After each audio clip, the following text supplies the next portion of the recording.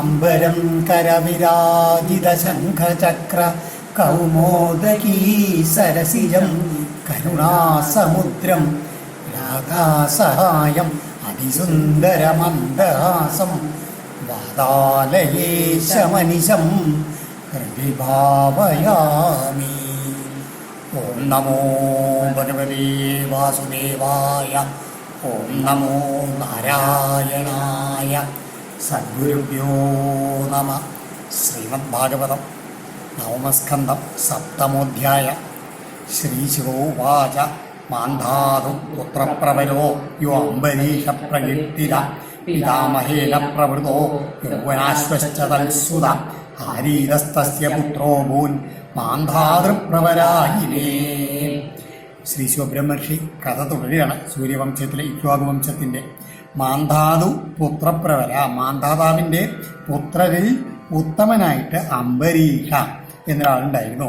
പ്രകൃതി അദ്ദേഹം പിതാമഹേന പ്രവൃതച അംഗീകൃതനായി. അതായത് ഈ അംബരീഷിനെ ഇദ്ദേഹത്തിൻ്റെ മുത്തച്ഛൻ ആയിട്ടുള്ള യൗവനാശ്വൻ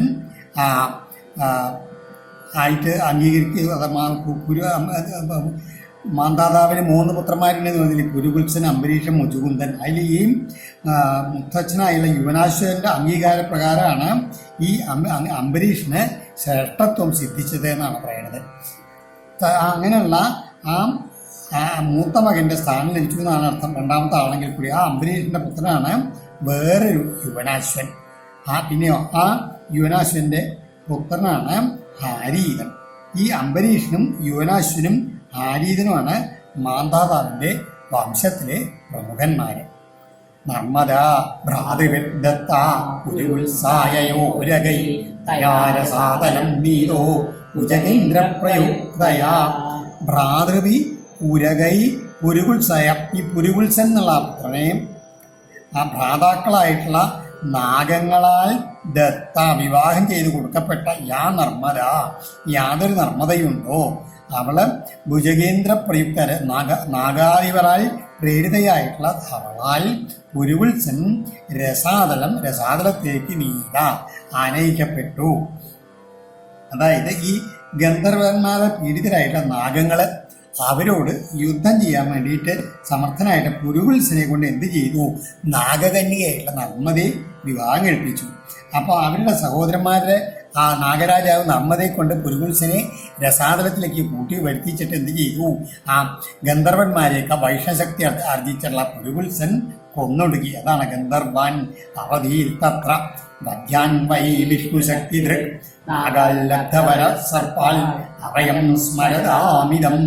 ഇങ്ങനെ ആ വൈഷ്ണവ തേജസ് കൊണ്ട് അദ്ദേഹം ഈ പുരുകുത്സൻ ഗന്ധർവന്മാരെയൊക്കെ നിഗ്രഹിച്ചു. ഈ ചരിത്രത്തെ സ്മരിക്കുന്ന ആൾക്കാർക്ക് എല്ലാവർക്കും സർപ്പഭയത്തിൽ നിന്ന് ഇതിൻ്റെ അഭയം, അല്ലെങ്കിൽ സർപ്പഭയം ഉണ്ടാവാതിരിക്കുന്നുള്ളത് നാഗരാജാവിൽ നിന്ന് ഒരു വരവും ലഭിച്ചു ഈ പുരുകുത്സൻ ഇങ്ങനെ സാധനത്തിൽ പോയിട്ട് ഗന്ധർവപ്രവന്മാരെയൊക്കെ വധിച്ചു എന്നുള്ള കഥ കേട്ടാൽ തന്നെ പാമ്പിനെ പേടിക്കേണ്ട ആവശ്യം വരില്ല എന്ന് പറയുകയാണ്. അങ്ങനെ ഒരു വര അദ്ദേഹത്തിന് കിട്ടിയിട്ടുണ്ട്. ത്രസദ്ദസ്യു പൗരുകുത്സോ യോ അനരണ്യസ്യ ദേഹങ്ങളിൽ അന്യശ്വസ്തച്യുതസ്മാൽ അരുണോദ ത്രിബന്ധന. പൗരുകുത്സ, ഈ പുരുകുത്സന്റെ പുത്രനായിട്ടുള്ള ത്രസദ്ദസ്യു ആരോ അദ്ദേഹം അനരണ്യന്റെ പിതാവാണ്. തൽസുത, ആ അനരണ്യന്റെ പുത്രൻ ഹര്യശ്വനും തസ്മാൽ അദ്ദേഹത്തിൽ നിന്ന് അരുണനും അദ്ദേഹത്തിൽ നിന്ന് ത്രിബന്ധനനും ജനിച്ചു. പുരുകുത്സന്റെ പുത്രൻ ത്രസദ്ദസ്യു, നേരത്തെ പറഞ്ഞ കൊള്ളക്കാർക്ക് പേടിച്ചിട്ടുന്നത് ഇതേ പേര് മാന്ധാതാവിനും ഉണ്ടായിരുന്നു. അദ്ദേഹത്തിന്റെ പുത്രനാണ് അനരണ്യൻ. ആ പരമ്പരയിൽ പുത്രപൗത്രന്മാരായിട്ട് അയ്യശ്വൻ, അരുണൻ, ത്രിബന്ധൻ, ത്രിശങ്കു എന്നൊക്കെ പറഞ്ഞിട്ടുണ്ടാവുന്നതാണ്. അതാ പറയണത്. തസ്യ സത്യവ്രതപുത്ര ത്രിശങ്കുരിതി വിശ്രുത പ്രാപ്തശ്ചണ്ഡാലതംശാവൻ ഗുരോ കൗശികതേജസ സശരീരോഗത സ്വർഗം അദ്യാവിധി വിദൃശ്യതേ പാലിതോ വക്ഷിരാ ദേവൈ തേനീവ സ്തംഭിതോ ബലൽ.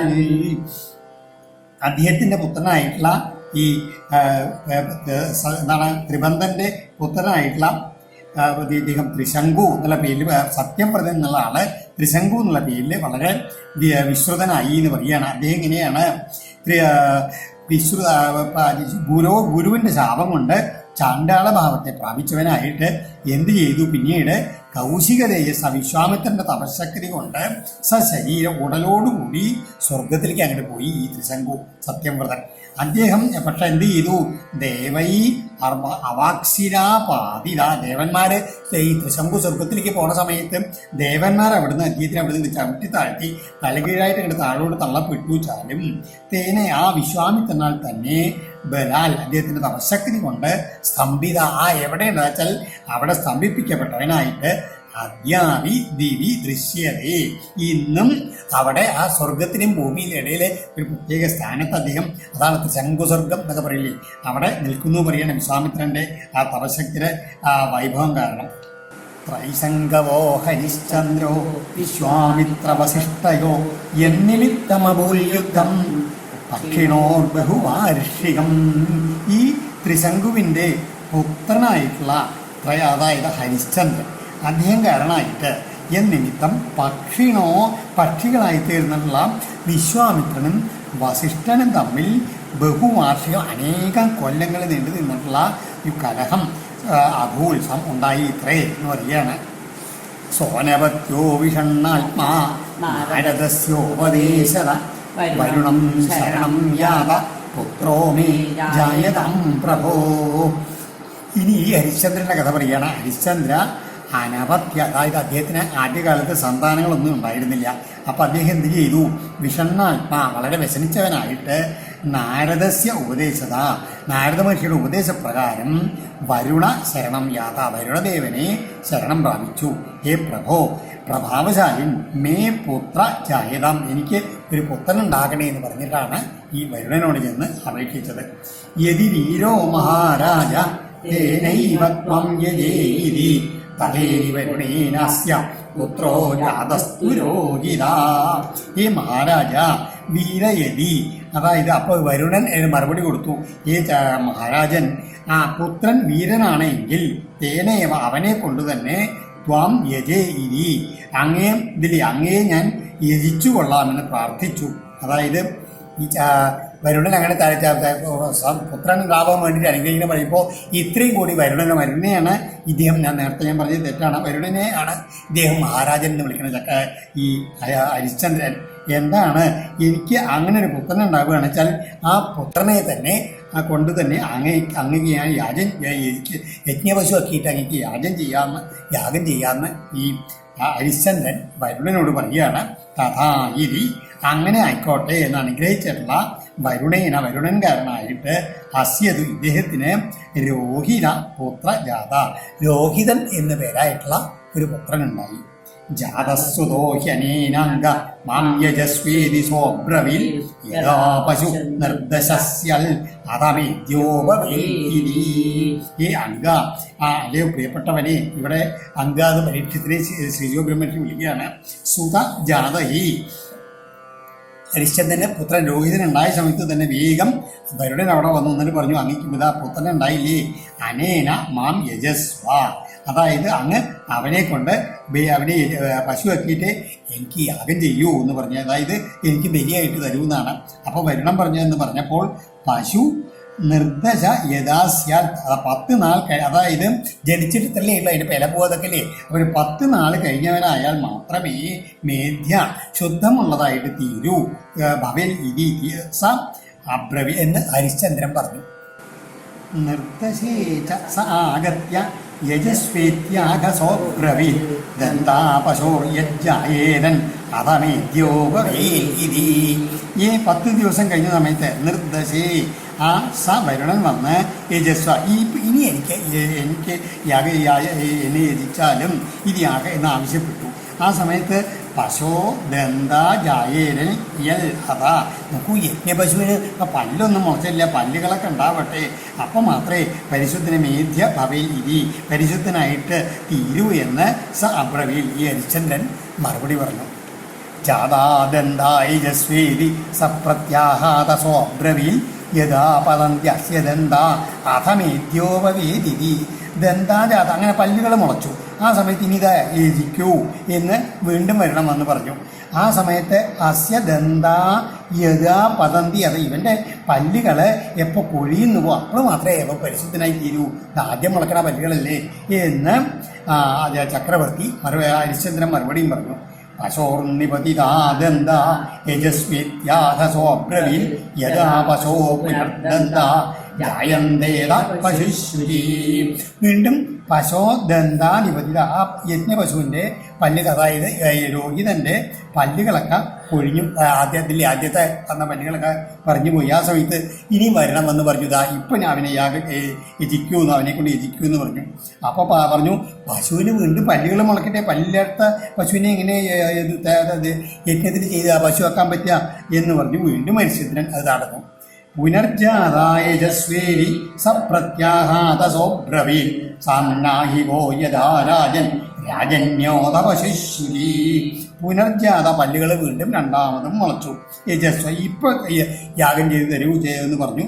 ആ സമയത്ത് രാജൻ യഥാ സാന്നാഹിക അഥ രാജന്യ പശു ശുചി സ പ്രത്യാഹ. അപ്പം എന്താ ഹരിശ്ചന്ദ്രൻ പറഞ്ഞറിയോ? നോക്കൂ, ഈ ക്ഷത്രിയനാണ്, ക്ഷത്രിയ പശു എപ്പോഴാണ് പരിശുദ്ധാക്കി തീരൂ? അവൻ നല്ല വളർന്ന് വന്നിട്ട് യുദ്ധത്തിനൊക്കെ തയ്യാറായിട്ടുള്ള ഒരു യോദ്ധാവായിട്ട് തീർന്നാൽ മാത്രമേ യജിക്കാൻ പറ്റൂ എന്ന് പറഞ്ഞു. ഇതി പുത്രാനുരാഗേണ സ്നേഹയന്ത്രിത ചേതസ കാലം വഞ്ചയതാത്തം തമുക്തോ ദേവസ്തമൈക്ഷതാ.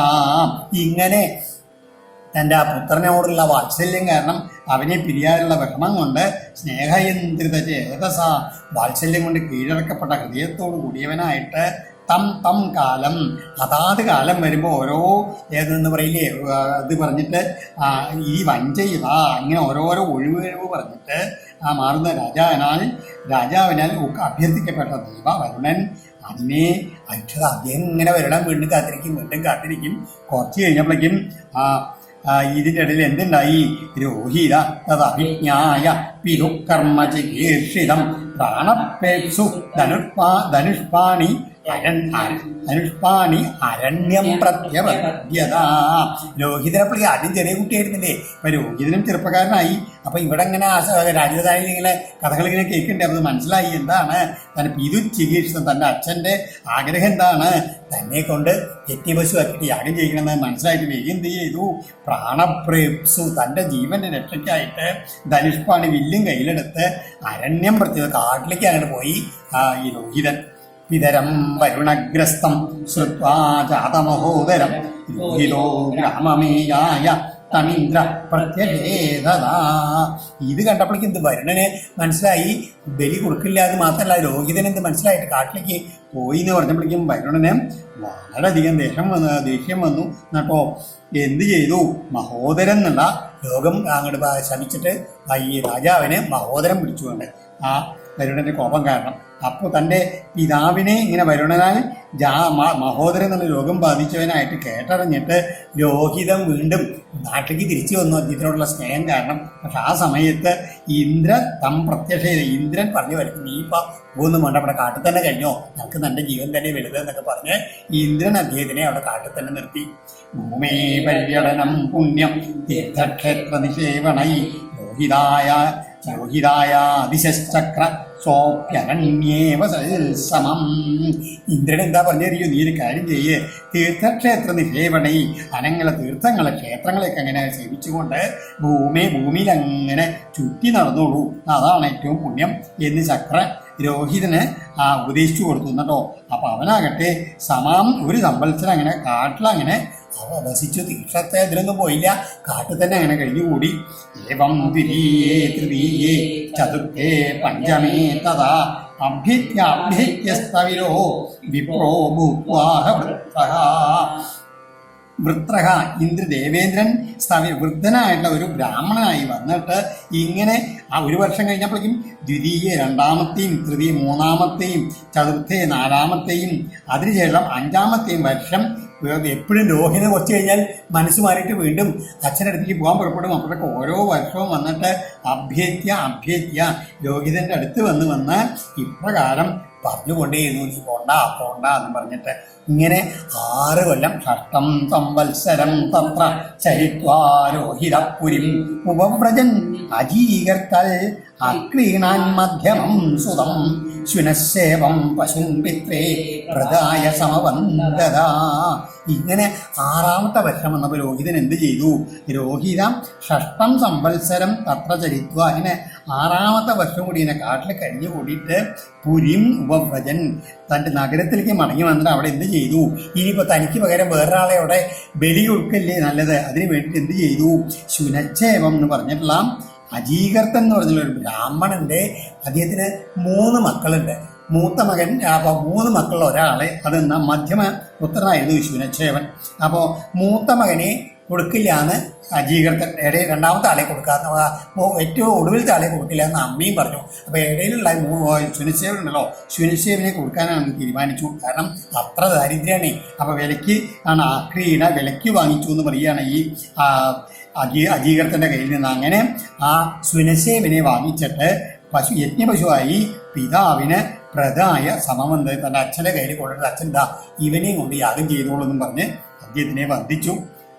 പുരുഷമേതേന ഹരിശ്ചന്ദ്രോ മഹായശ മുക്തോദരോ യജൽദേവൻ കരുണാദിന്മഹൽ കഥ.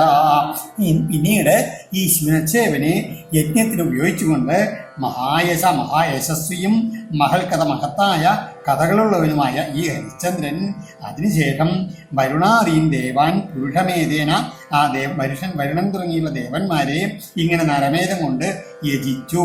മുക്തോദര, അതിനുശേഷം ആ മഹോദരബാധയിൽ നിന്ന് ഒഴിഞ്ഞവനായും അവൾ ഭവിച്ചു എന്ന് പറയുകയാണ്. ഇതാലോചിക്കൂ. വിശ്വാമിത്രോ അവൽ തസ്മിൻ ഹോതാചാധര്യുരാത്മവൻ ജമദഗ്നിരവുൽ ബ്രഹ്മ വസിഷ്ഠോയസ്യ സമഗ. ഈ യജ്ഞത്തില്, ഈ ശുനശേവനെ നരമേധത്തിന് വേണ്ടി ഉപയോഗിച്ചുള്ള യജ്ഞത്തില് വിശ്വാമിത്ര ഹോതാവായിരുന്നു, ആത്മജ്ഞാനിയായിട്ടുള്ള ജമദഗ്നിയായിരുന്നു അധര്യു, വസിഷ്ഠൻ ബ്രഹ്മനായിരുന്നു, ആയാസ്യൻ ഉദ്ഗാതാവും ആയിരുന്നു പറയാണ്. ആ യജ്ഞത്തില് തസ്മൈ തുഷ്ടോ ദധാവിന്ദ്ര സാധകൗംഭമയം രഥം ശുനശേവസ്യ മാഹാത്മ്യം ഉപരിഷ്ടൽ പ്രജക്ഷ്യതേ. ആ യജ്ഞത്തില് പ്രീതനായിട്ടുള്ള ഇന്ദ്രൻ തസ്മൈ അദ്ദേഹത്തിന് ശാതകൗംഭമയ നല്ല തനി സ്വർണം കൊണ്ടുള്ള രഥത്തെ ദാനം ചെയ്തു എന്നാണ്. ഈ ശുനശേവന്റെ മാഹാത്മ്യം ഉപരിഷ്ട ഇനിമേൽ വ്യക്തമായി ആഖ്യാനം ചെയ്യപ്പെടുന്നു പറയുകയാണ്. സത്യസാരം ധൃതിം ദൃഷ്ട്വാ സഭാര്യസ്യ ച ഭൂപതേ വിശ്വാമിത്രോ വൃഷം പ്രീതോ ദദാവമിഹതം ഗതിം. സഭാര്യസ്യ ഭൂപതേ, ആ ഭാര്യാസമേതനായ ഹരിശ്ചന്ദ്ര രാജാവിൻ്റെ സത്യത്തിൽ അടിയുറച്ചുള്ള ആത്മബലത്തെ കണ്ടിട്ട് വൃഷം ഏറ്റവും പ്രീതനായിട്ടുള്ള വിശ്വാമിത്രൻ അദ്ദേഹത്തിന് അഭിഹതാം ഗതി മുടക്കം വരാതായിട്ടുള്ള ആ തൻ്റെ ആദ്യത്തിൻ്റെ ഗതിയെ, ആത്മഗതിയെ ദാനം ചെയ്യുകയുണ്ടായി എന്ന് ഹരിശ്ചന്ദ്രൻ്റെ വേറൊരു കഥ അവിടെ സൂചിപ്പിക്കുകയാണ്. മനപൃഥിവ്യം താമദ്ധി തേജസാവോനിലേന തൽ ഖേവായും ധാരയം തച്ച ഭൂതാദൗ തം മഹാത്മനി തസ്മിൻ ജ്ഞാനകലം ധ്യാത്വാ തയാ ജ്ഞാനം വിരുദ്ധഹൻ ഹിത്വാ താം സ്വേനഭാവേന നിർവാണസുഖസംവിദ അനിർദ്ദേശ്യ അപ്രവർക്കേണ തസ്തൗ വിധ്വസ്തബന്ധന. ഇങ്ങനെ ആ വിശ്വാമിത്രൻ്റെ അനുഗ്രഹത്തോടു കൂടിയിട്ട് ഈ ഹരിശ്ചന്ദ്രൻ പൃഥിവ്യാം ധാരയൻ, മനസ്സിനെ ആദ്യം ഭൂമിയിൽ ലയിപ്പിച്ചു. അതിനുശേഷം അതിനെ ജലത്തോടും ജലത്തെ അഗ്നിയോടും അഗ്നിയെ വായുവിനോടും വായുവിനെ ആകാശത്തിലും ആകാശത്തെ അഹങ്കാരത്തിലും ആ അഹങ്കാരത്തെ മഹത്വത്വത്തിലും ലയിപ്പിച്ച് അതിൽ ജ്ഞാനാംശത്തെ ആത്മത്വേന ധ്യാനിച്ചിട്ട് അജ്ഞാനം, ആ തൻ്റേതായിട്ടുള്ള അജ്ഞാനത്തെ തയാ വിരുദ്ധകൻ ജ്ഞാനം കൊണ്ട് ദഹിപ്പിച്ചിട്ട് താൻ അതിനെയും ഉപേക്ഷിച്ച് നിർവാണ സുഖ സംവിധ ആത്മാനന്ദ അനുഭൂതിയാൽ എല്ലാ മായാബന്ധനങ്ങളിൽ നിന്നും മുക്തനായിട്ട് അനിർദ്ദേശ്യ പ്രതർക്യേന നിർവചിപ്പാനോ ഊഹിപ്പാനോ പറ്റാത്ത സ്വേന ഭാവേന വസ്തു തൻ്റെ ആ സ്വഭാവമുള്ള സ്വകീയമായിട്ടുള്ള ആത്മഭാവം അതിലങ്ങനെ സ്ഥിതി ചെയ്തു. അതായത് വിശ്വാമിത്ര മഹർഷിയുടെ ആ അനുഗ്രഹം കൊണ്ട് അദ്ദേഹത്തിൻ്റെ ഉപദേശപ്രകാരം അദ്ദേഹത്തിന് ആത്മജ്ഞാനം ലഭിച്ച് സമാധിയിൽ ചേർന്ന് ആ ഭഗവാനിൽ അങ്ങോട്ട് ആ വിലയം പ്രാപിച്ചതിൽ പറയുകയാണ്. ജ്ഞാനാഗ്നിയിൽ ഹോമിച്ചിട്ട് മായാബന്ധ വിമുക്തനായിട്ട് നിർവികൽപ്പ സമാധിയിലിരുന്നു എന്ന് ഹരിശ്ചന്ദ്രൻ്റെ കഥ പറഞ്ഞ് അവിടെ അവസാനിപ്പിക്കുകയാണ്. ആ ഹരിശ്ചന്ദ്രൻ്റെ ആ സത്യസന്ധതയും ഇതൊക്കെ അതൊന്നും ഇവിടെ ഭാഗവതത്തിൽ പറഞ്ഞില്ല. മഹാഭാരതത്തിലും ദേവി ഭാഗവതത്തിലൊക്കെ ആ കഥകളൊക്കെ ഉണ്ട് വിസ്തരിച്ചിട്ട്. ഓം ശ്രീകൃഷ്ണാർപ്പണമസ്തു. ഇത് ശ്രീമദ് ഭാഗവതേ മഹാപുരാണേ പാരമഹംസ്യാം സംഹിതായാം നവമസ്കന്ധേ ഹരിശ്ചന്ദ്രോപാഖ്യാനം നാമ സപ്തമോധ്യായ. സർവത്ര ഗോവിന്ദനാമ സങ്കീർത്തനം. ഗോവിന്ദ ഗോവിന്ദ.